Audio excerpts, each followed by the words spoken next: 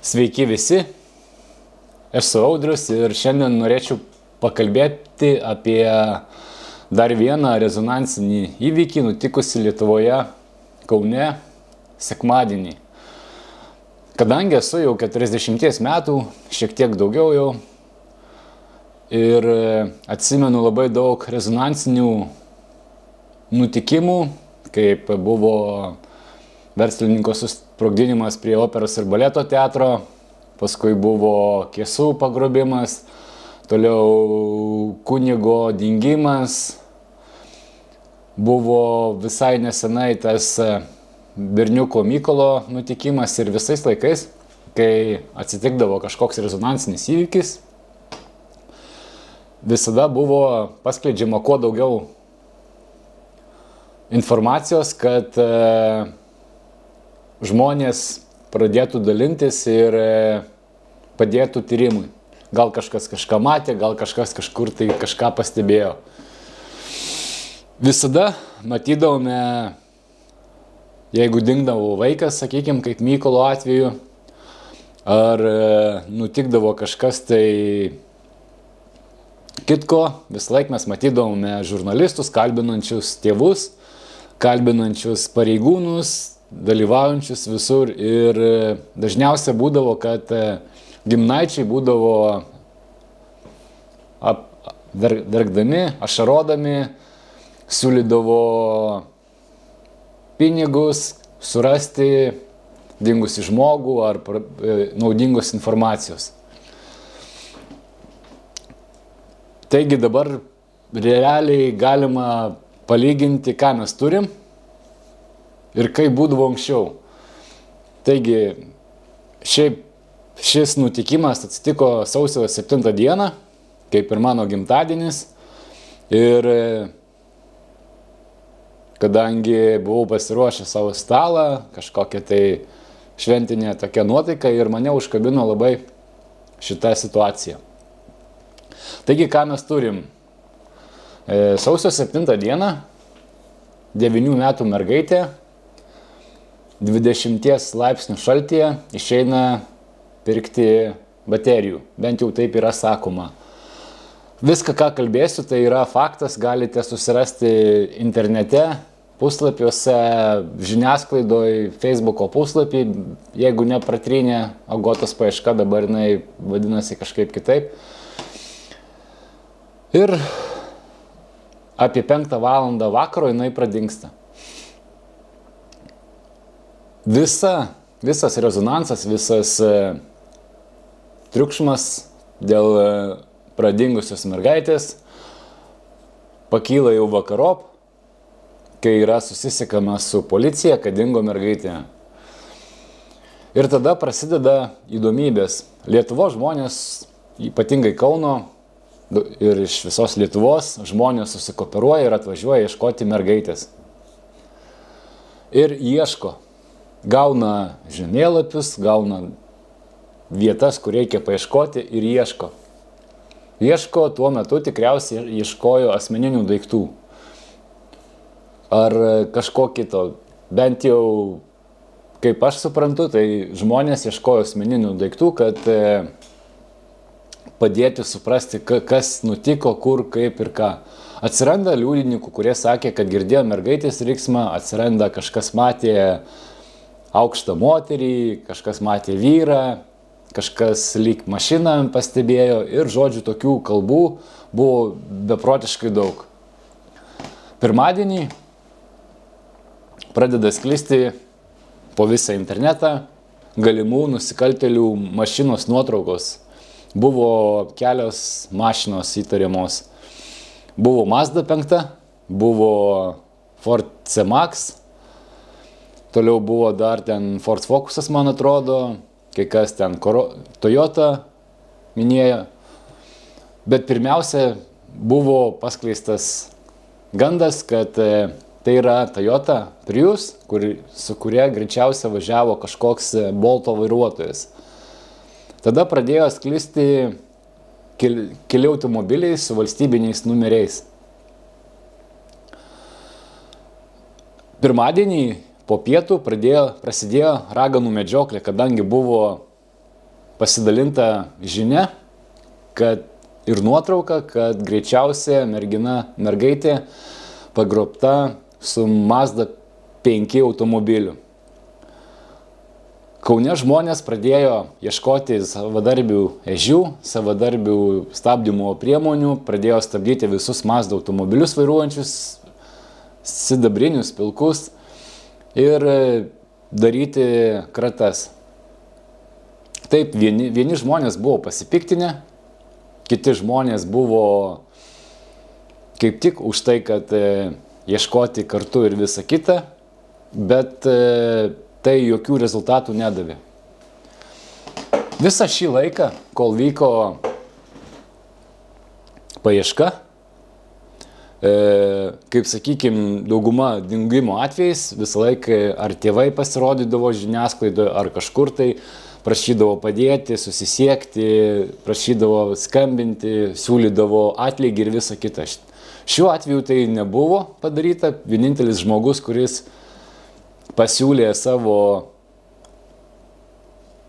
50 tūkstančių eurų išpirką, buvo celofanas. Kas tai per žmogus, manau, nereikia gilintis, aš pats jo nekomentuosiu, nes aš jo nepažįstu. Asmeniškai nežinau, apie jį daugiau pradėjau žiūrėti, ką jisai tik tai atsitiko šitam įvykiui. Prieš tai man jo kaip ir nebuvo. Bet esmė kokia? Esmė, kad nebuvo apskritai jokių reakcijos iš tėvų. Nebuvo nei kreipimas į žiniasklaidą, nei į savanorius, nei apskritai buvo kažkoks tai pasakymas, kad tai yra įžymus verslininkas ir nenori savęs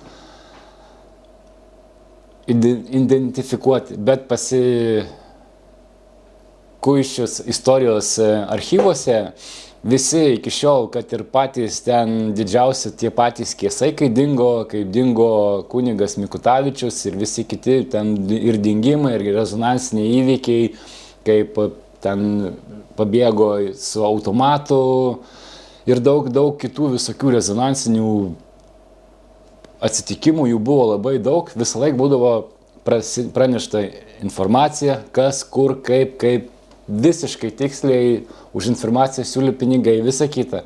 Ir paprasčiausiai būdavo labai didelis rezonansas, kad žmonės daugiau apimtų, nes žmonės tikrai kažkas tai kažkur matė, kažkur kažkas girdėjo. Bet šį kartą visur būdavo neaiškus policijos pasisakymai, kaip vyksta tyrimas, mes negalime atskleisti medžiagos tyrimų. Nors visai nesenai buvo dingęs Mykolas ir tada buvo pasidalinta visko, visom medžiagom, visom net kameros, kur kas buvo žinoma viskas minučių, sekundžių tikslumu. Visa Lietuva žinojo ir ieškojo Mykolo taip pat, kaip ir ieškojo mergaitės. Antradienis irgi jau vyko taip, iš policijos pusės buvo tik tai neaiškus pasakymai, neaiškus pasakojimai ir mes girdėjom tik tai, kad mes ieškom, mes žinom, buvo paskelbta tarptautinė paieška, buvo plečiamas ieškomas ratas, paieškų ratas ir buvo tęsiama paieška. Tada antradienio vakare, nei iš šio, nei iš to, mus pasiekė visus žinia džiaugsminga, kad mergaitė atsirado. Kad neva tai kažkoks Valdemaras ar Valdemaras, eidamas pro garažus, pastebėjo šį automobilį, kurio ieškojo policija. Nors ko ieškojo ir kas ieškojo, kaip kas netgi buvo pasakyta, kad žmogus pastebėjo mašiną, kuri ieškoma, atkreipęs dėmesį į valstybinį numerį, nors jisai niekur nebuvo paskelbtas. Taigi, nutinka džiaugsmingas dalykas, mergina atsirado ir prasideda keistenybės. Pasakykite man, ar jūs esate iki šiol Lietuvoje girdėję rezonansinį įvykį, kai visų buvo prašoma aukščiausių lygių išimti visas nuotraukas, panaikinti visą informaciją, visas nuotraukas ir visą kitą. Aš bent jau tų rezonansinių įvykių atsimenu daug ir niekada nebuvo pašalinamos nei nuotraukos, nei prašoma visuomenės, kad nesidalintų, kad ištrintų, kad viskas išnyktų, kaip lyg niekur nebuvo. Motyvuojama buvo, kad esą mergaitai reikia dar toliau gyventi ir kad jos netraumuotų. Bet vėlgi, viskas yra antiek įslaptinta, nei žmogus, kuris ten yra kažkoks žmogus įvardintas, kurio garažas ten esą buvo. Bet dabar paimkime pačią situaciją. Pagrobima mergaitė ir randama už 1,5 kilometro nuo įvykio vietos. Žmogus, kuris pagrobė, esą ruošėsi labai kruopščiai. Keitė mašinas, keitė SIM korteles, keitė savo ten gal išvaizdą, gal dar kažką tai. Ir pagaliau atsirado dar šituose garažuose. Ar neskamba kažkaip labai keistai, kai yra sakoma, kad žmogus keitė mašinas, keitė telefono korteles, keitė viską, todėl jį buvo susekti ganėtinai sunku, bet jis atvažiuoja su Mazda, su kuria pagrobė už 1,5 kilometro ir pasistato prie pat garažo, kurį pastebi kaimynas, garažo kaimynas. Nei vienos nėra nuotraukos, nei mamos prašymo, nei tėvo, nei kaimyno, nei kur, nei kas. Iki šiol, kai dingdavo vaikas ar kažkas apie vaiką būdavo parašoma viskas, apklausiamas auklėtos. Reportažai iš mokyklų, iš visur, iš kaimynų, kas, kur, kaip, būdavo kuo daugiau ir kuo didesnė informacija, kuo daugiau visuomenės įtraukimai tą reikalą, kad kuo greičiau padėti rasti dingusį žmogų. Šiuo atveju buvo visiškai viskas slepiama, visiškai viskas apgaubta kažkokia paslaptim ir realiai policija padaryti didvyriai, o žmonių, tų pačių tėvų, nei tėvų nebuvo, nei pačios mergaitės, nei kas, nei kaip, nei ką. Ta prasme, kad toks vaizdas, kad žmogus, ta mergaitė tai yra, tiesiog atsirado iš niekur, tie tėvai irgi kažkokie neaišku, nei kas, nei kur, tarkim, žmogus esą pirmiausia kreipėsi į Kauno skelbimų Facebook'e skelbimų skiltį, kad dingo dukra.